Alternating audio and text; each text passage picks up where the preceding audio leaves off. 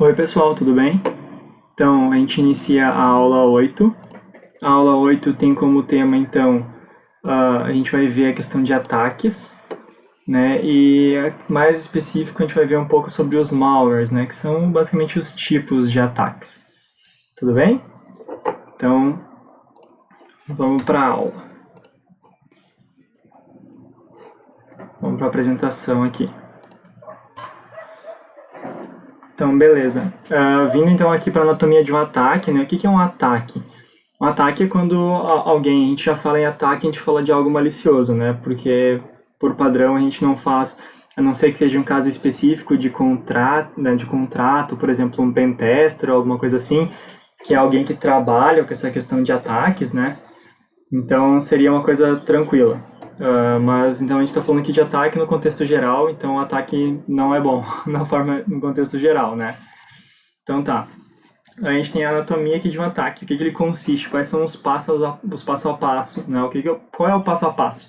O que um cara que vai atacar alguém que está atacando tem que fazer? Né? Como é que isso? Existe meio que a gente tem uma guia, assim, mais ou menos, né? E por que eu estou falando isso para vocês e por que isso é importante? Tá? Porque a gente a gente aprende a defender quando a gente sabe como é que se atacam, né? Se eu não sei como é que alguém vai me atacar, como é que eu vou saber como uma melhor forma de me defender, né? Então, tanto o ataque quanto a defesa, tanto os hackers quanto os crackers que fazem a parte boa, digamos assim, dessa área, né? Eles trabalham então meio que um sabe fazer o trabalho do outro, digamos assim, né? Então, quanto melhor tu souber atacar, melhor tu sabe defender. Então, assim, a gente tem como etapas principais, então, a parte de footprint, que é o reconhecimento, a parte de varredura, que a gente escaneia o ambiente, né, de algumas formas, a enumeração, que é a parte onde a gente, uma espécie de relatório, onde a gente a gente analisa, então, as informações que a gente conseguiu, né, então a parte de ganho de acesso, que é a invasão de fato, né, conseguir ter acesso a um sistema, a um ambiente, alguma coisa assim, então a escalada de privilégios. A gente vai ver um pouquinho melhor o que seria isso rapidamente, né? Então, assim, às vezes a gente consegue acessar num lugar, mas do jeito que a gente acessa não é o suficiente para fazer alguma coisa, né?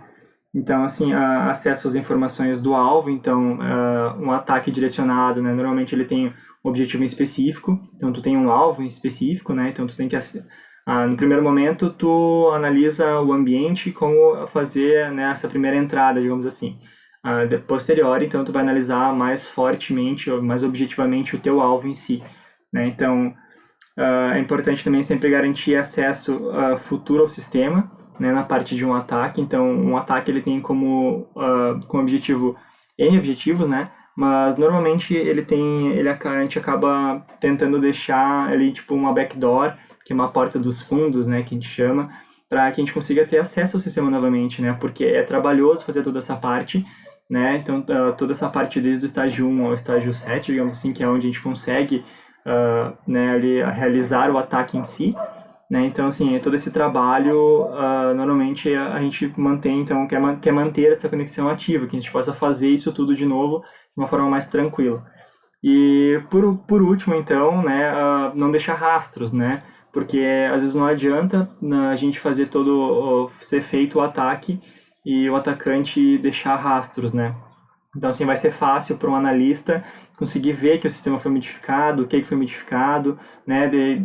A partir do momento que tu sabe que foi feita alguma coisa, tu vai em busca muito mais, uma busca muito mais afínqua, né? Sobre quem fez aquilo. A partir do momento que tu não sabe que aconteceu alguma coisa, tu não vai nem buscar por alguém, né? Tu não vai querer saber quem fez se tu não sabe que foi feito alguma coisa.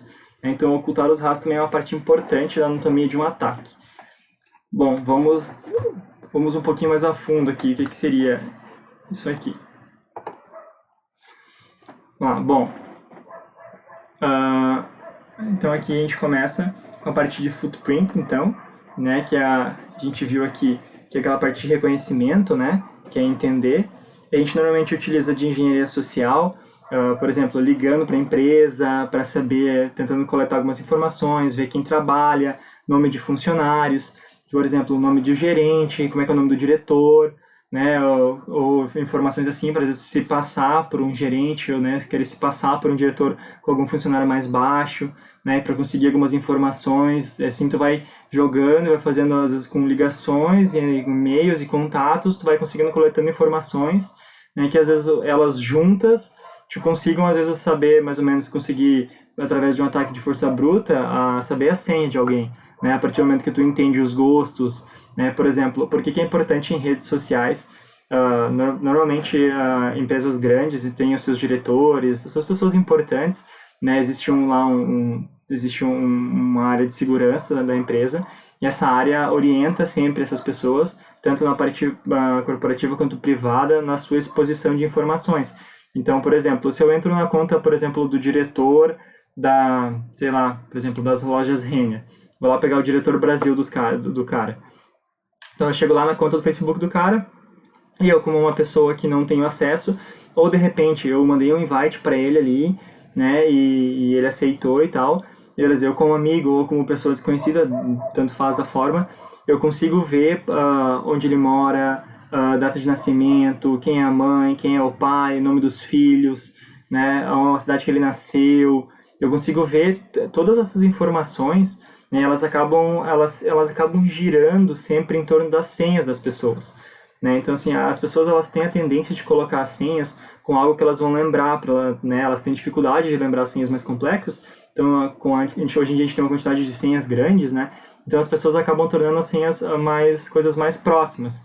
Então, assim, por exemplo, nome de filho, nome de esposa, nome de mãe, nome de pai, datas de nascimento, datas de casamento, né, a sua própria data de nascimento dos filhos, nome de animal de estimação, a cidade que nasceu, às vezes até coisas do ambiente da pessoa. Então, se tu consegue ter acesso físico, por exemplo, ou saber como é que é a rotina da pessoa, ou os livros que ela lê, ou como é que está a área dela montada, de repente o logo de um monitor ou alguma coisa assim, sabe, uma marca de empresa, as pessoas usam muitas formas diferentes de senha.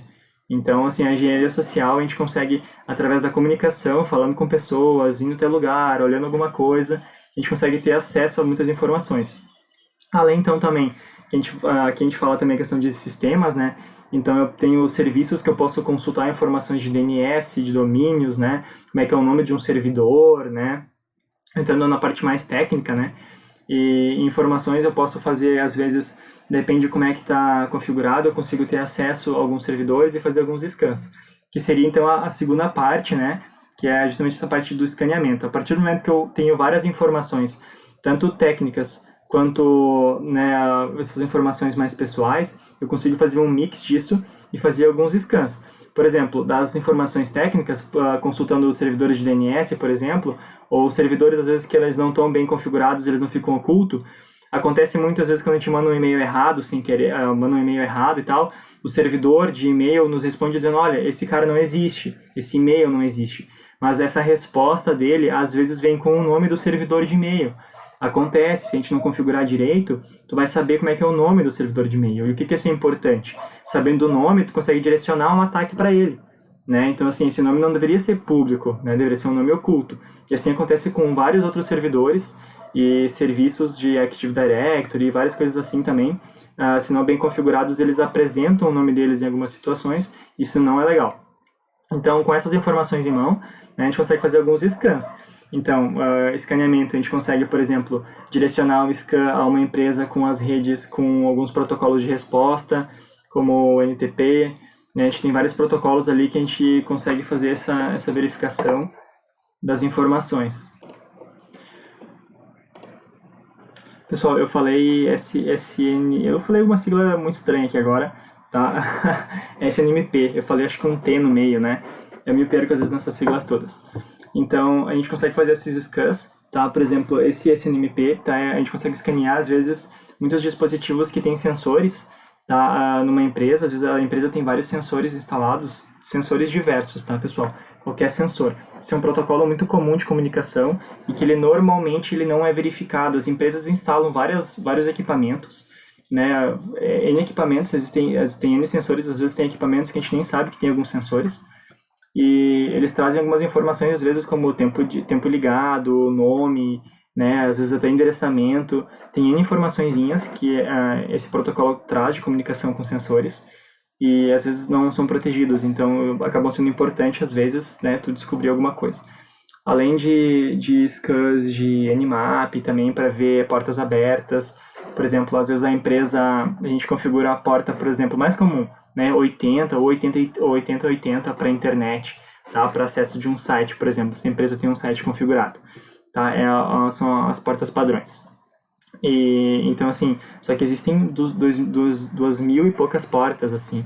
Então assim, muitas vezes as portas padrões estão ocupadas, né, mas existem portas que estão abertas ali que a gente consegue fazer uma comunicação, né, até para colocar uma backdoor, alguma coisa assim, uma porta dos fundos depois para a gente conseguir acesso de novo, né, e que elas não estão bem configuradas. Então, se não bem organizadas e fechadas todas as portas que não estão sendo utilizadas, né, que a gente consegue, através de um scan de Nmap também, descobrir muita informação. Então, por isso que é importante a gente fazer essa parte de scan também para descobrir. Uma vez que a gente descobriu ali umas primeiras informações, conseguiu fazer um scan, e a gente vai fazer a numeração, que é o que eu falei. É aquela questão de a gente juntar tudo que a gente teve de informações. Então, essa parte de juntar, né, o que é? A gente vai pegar tudo que a gente conseguiu de informações e a gente vai testar, então, todos os ativos, né, tudo que a gente conseguiu descobrir de sensor, de equipamento, né, a gente vai testar eles, vai testar as versões, né, então é muito importante sempre se atentar à versão de alguma coisa, né, porque às vezes uma versão mais antiga tem algum exploit, alguma coisa que a gente pode, né, que pode ser utilizada para ser explorada, né, então a gente vai testar os ativos, as vulnerabilidades, ver o que tem de permissão, se, né, como é que está configurado, o admin está o default, né, como é que está essa configuração lá. Então isso tudo a gente testa agora nessa parte de enumeração, né, e analisa tudo que a gente conseguiu. A gente vai ter então o ganho de acesso, que é conseguir realmente entrar dentro de alguma coisa, né, seja um equipamento, seja um servidor, seja alguma coisa assim, né, mas nem sempre que a gente ganha o acesso, a gente tem o acesso que a gente quer, né, às vezes a gente acaba entrando como um usuário comum ou alguma coisa assim. Então existe a questão da escalada de privilégios, né, então o que é isso? A gente conseguir lateralmente, né, conseguir assim, beleza, eu entrei no sistema, o próximo passo para frente seria eu conseguir ter acesso às informações, né, mas às vezes eu tenho que dar um passo para o lado, né, para conseguir ganhar acesso a um usuário com mais permissões, para daí sim conseguir dar um passo à frente, né, então às vezes se faz necessário. A gente tem a questão então do acesso às informações, né, que é ali no quadrinho que diz comprometer a proteção, né, do CID, então que é realmente a gente conseguir furar, a gente já furou a segurança chegando até aqui, né, mas então é literalmente furar, então comprometer, né, a informação, e a gente tem acesso então ao furo. A gente tem então acesso ao futuro, que seria o quê? Aquela questão que eu comentei, instalar um backdoor, um rootkit. A gente vai mais à frente aqui, né, rootkit, cavalo de Troia, backdoor, são todos os tipos de malware, né? Rootkit, cavalo de Troia, a gente vai falar melhor depois, mas o backdoor seria então essa instalação de uma porta dos fundos, é simplesmente um canal de entrada que fica aberto, né, mas que tu esconde ele, que a princípio só tu vai saber dele. Não que ele não seja descoberto, né? Outras pessoas podem descobrir também. A própria empresa pode descobrir que foi deixado uma backdoor, né? Mas o próprio lugar que sofreu o ataque, né? Mas a princípio a backdoor fica lá escondidinha, que é uma porta onde só tu vai conseguir entrar lá naquele lugar.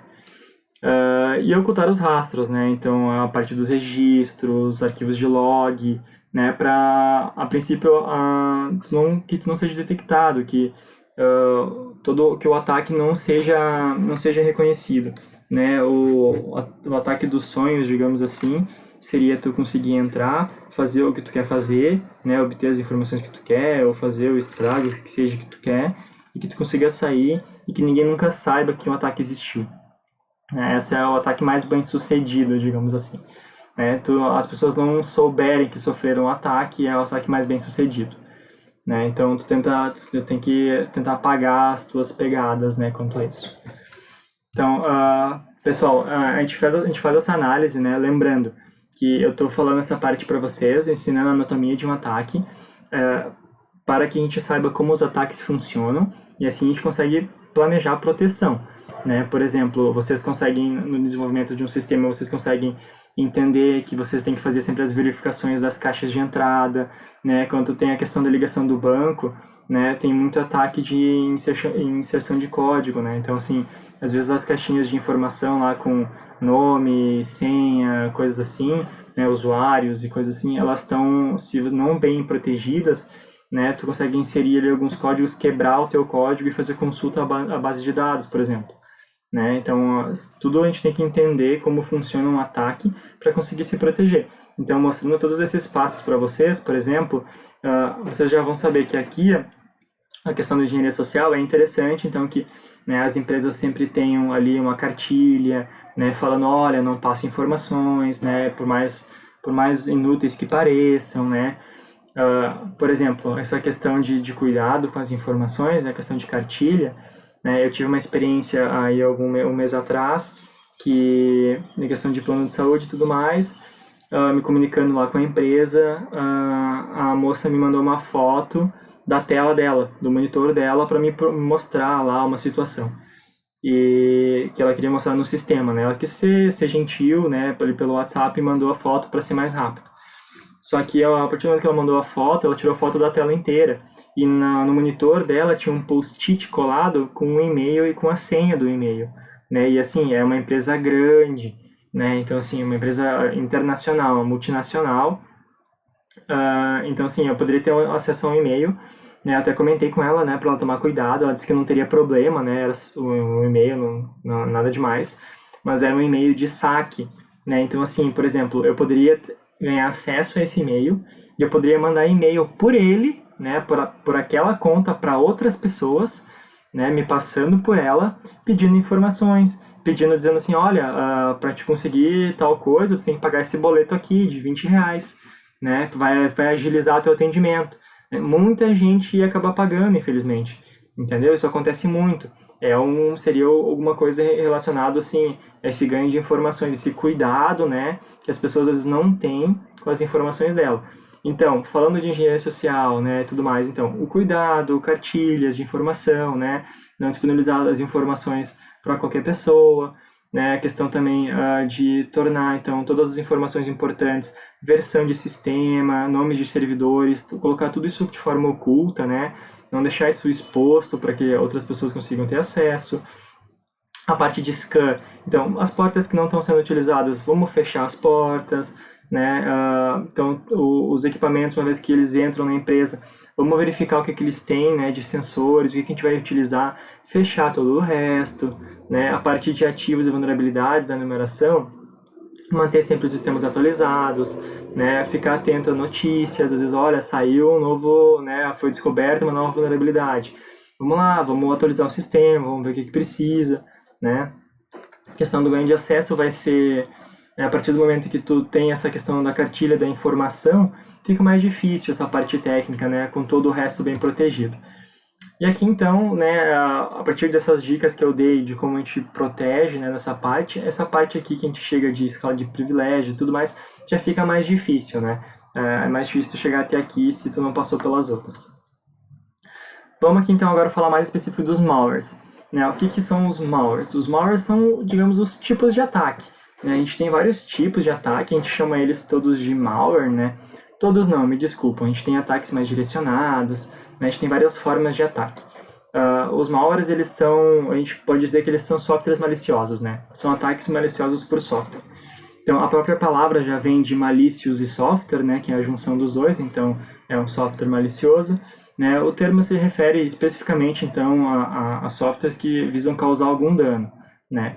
Eles podem principalmente prejudicar a performance do computador, né? Deixar ele mais lento, fazer ele ficar reiniciando, né? Coisas assim, e também a segurança, quanto a roubar dados, né? O que tu está digitando, câmera, tela, né? Ou arquivos mesmo. Né?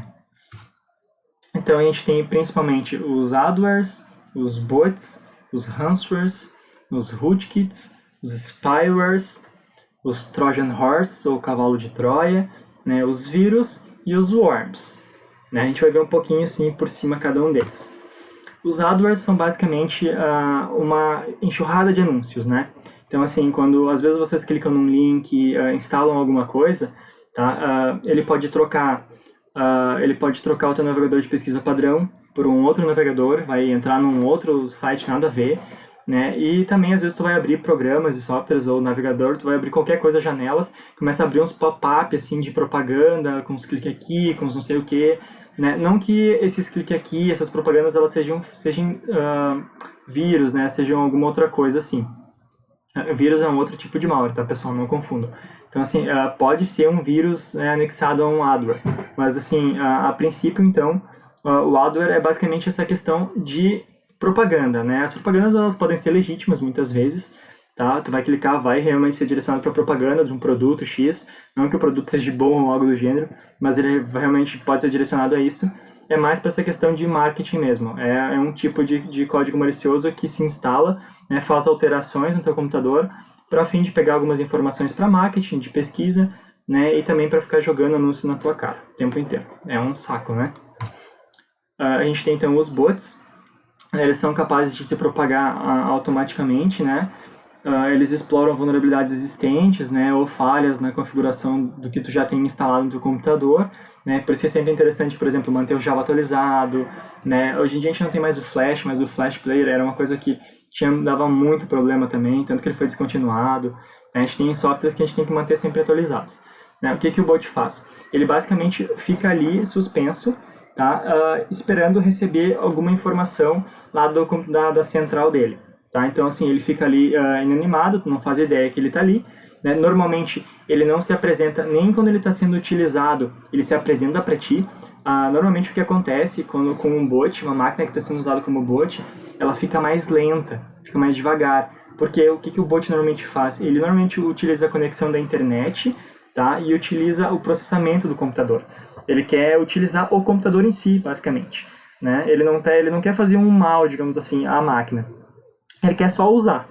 Então, mas, né, como não é tu que está usando, continua sendo uma coisa maliciosa, né? Porque ninguém pode ter acesso à tua máquina sem a tua autorização, né? Ninguém pode usar os teus recursos sem que tu queira, né? Então, continua sendo alguma coisa maliciosa.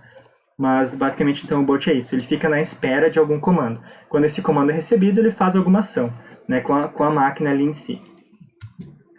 A gente tem os ransomwares, que eles estão bem famosos agora, né? O que é basicamente um ransomware?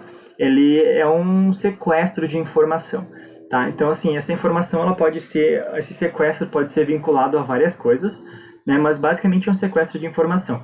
Alguém consegue as tuas informações e faz esse sequestro. Ele pode te ameaçar divulgando essas informações, né? Fazendo uma chantagem ali, olha, se tu não me pagar X valor, eu vou divulgar isso publicamente.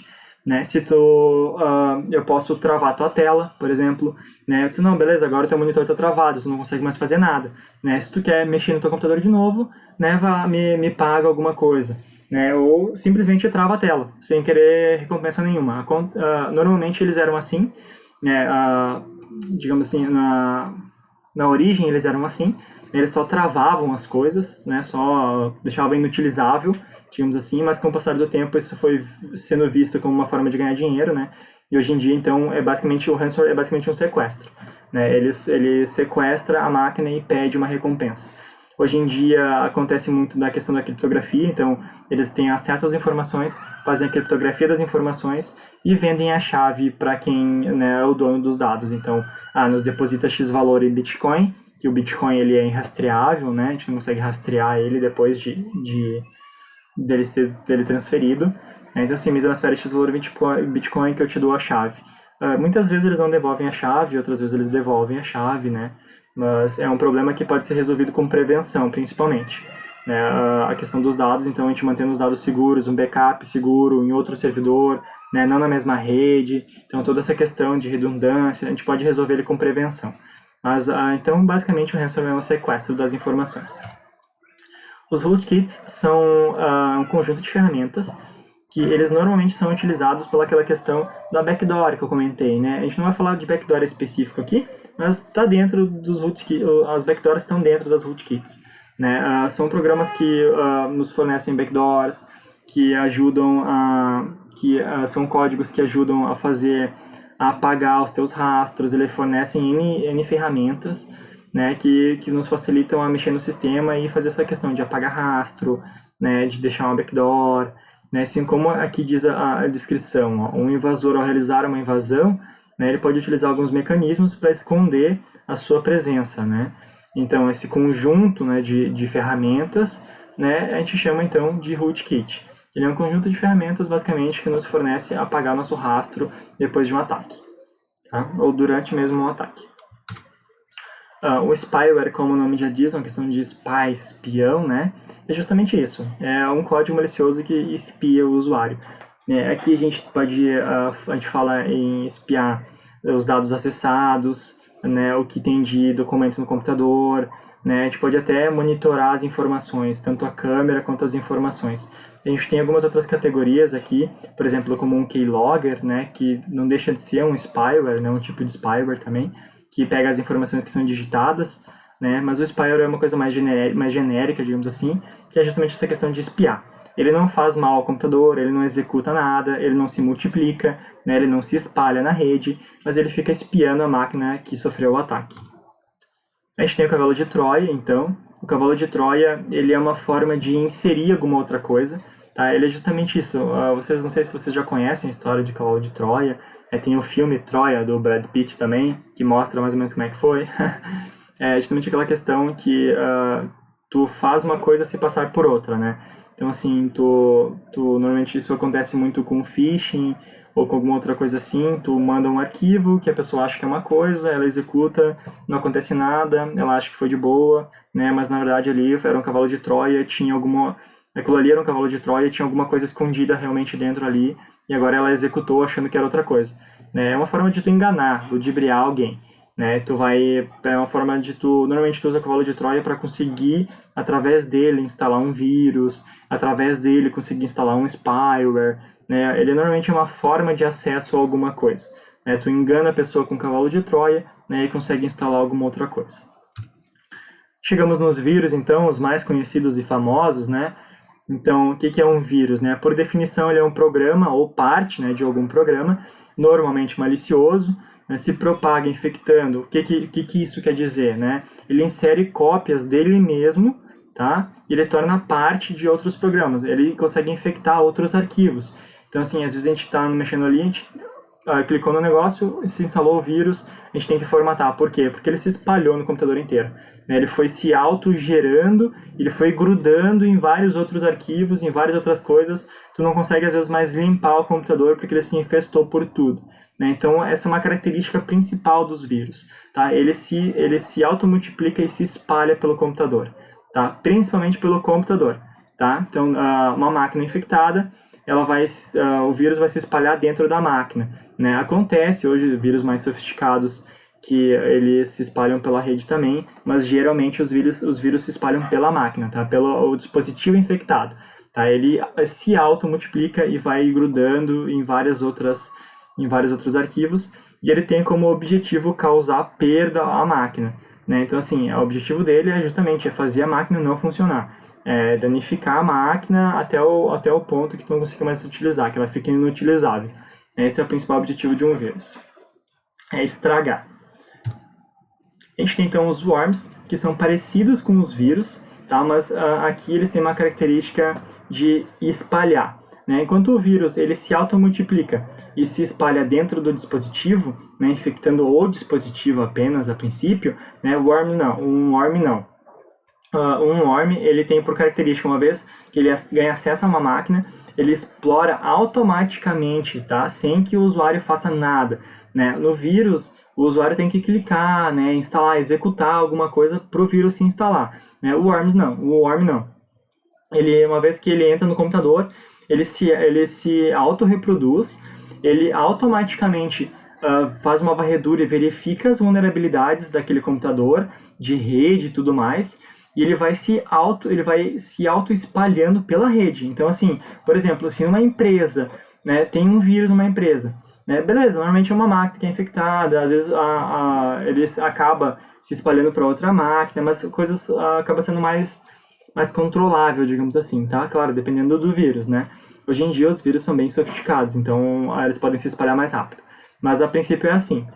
Os worms, se um worm entra numa rede, numa empresa, assim, ó, é uma dor de cabeça tremenda, porque o worm, a partir do momento que ele entra numa máquina, ele já lê a rede inteira, já faz um scan, já vai procurando vulnerabilidade, já vai se multiplicando e já vai se espalhando pela rede.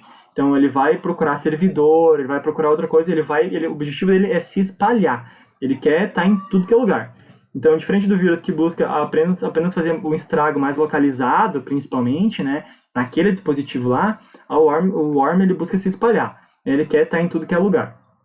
Tá? Acontece, então, dos dois, hoje em dia a gente tem uma coisa meio mista entre worms e vírus, né? A gente tem vírus que estragam bastante, né? Tem um estrago bem forte e acabam também se multiplicando bastante e se espalhando parecido com um worm, né? Então, o worm é uma tarefa bem difícil de detectar, tá? Porque ele é mais silencioso, digamos assim, mas ele se espalha bem mais. Então, pessoal, esse foi um overview, assim, das definições, assim, do que é um ataque, né? Algumas etapas que a gente tem, que normalmente se segue, né, no ataque. Uma taxonomia, bem assim dizer, né? E a gente viu, então, alguns malwares, né, que são códigos maliciosos. A gente viu os mais conhecidos, assim, né, o que a gente mais fala e mais vê por aí.